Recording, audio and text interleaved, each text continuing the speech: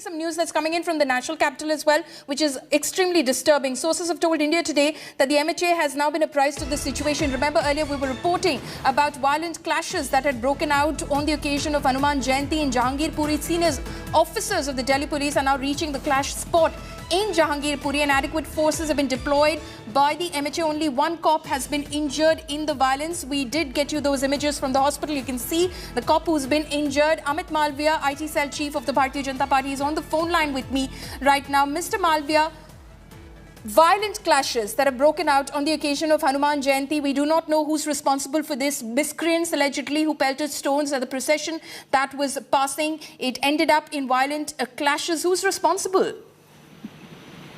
It'd be too early to comment on who's responsible for it.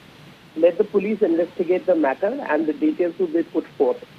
But it obviously seems like there's a pattern to these incidents happening across the country. What looked like an isolated incident in Karoli does not seem to be the case.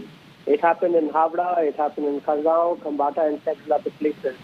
The modus operandi is pretty much similar. There are vast stockpiles of stones and Molotov and cocktail that are kept on rooftops, and they are used to attack these processions. Police is being targeted. So clearly there is a design. We will know exactly what happens in this particular case after the investigation is done. But do you believe that there is an attempt being made to stoke communal passions across the country? Because this is definitely disturbing communal harmony and peace across the country. It clearly looks like, and there's a pattern to target these Hindu religious processions. And those who are targeting them are also pretty well known. So clearly there is an attempt, and there are organizations. No, when you say they're pretty well known, who are they, Mr. Malviya? Well, in the case of Khargaon, it appears that PFI was behind it, and that is what is the case in Karoli.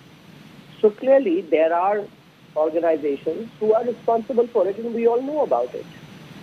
Okay, but why is the centre then not going ahead and banning the PFI?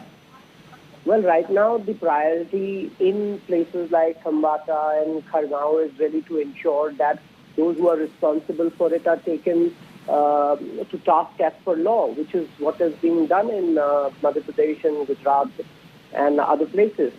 I'm sure in natural course of justice, action will follow.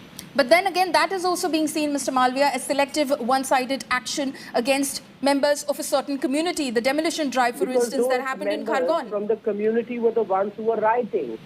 Those who were pelting stones are the ones who will be acted against. But will not the courts decide that, Mr. Malviya? Will not the courts decide that, Mr. Malviya? Well, the police are there to do a job. They have evidence. They have acted accordingly, and they've acted as per law. If anybody has a problem with their action, they can go to the court.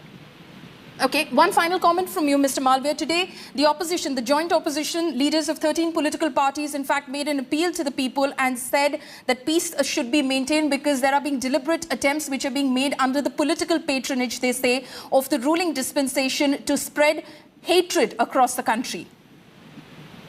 But the opposition is widely responsible for what is happening in the country. This all started from Karnataka with the hijab row, and PFI was behind it. PFI's political arm, SDPI, is in a political alliance with the Congress party in Karnataka.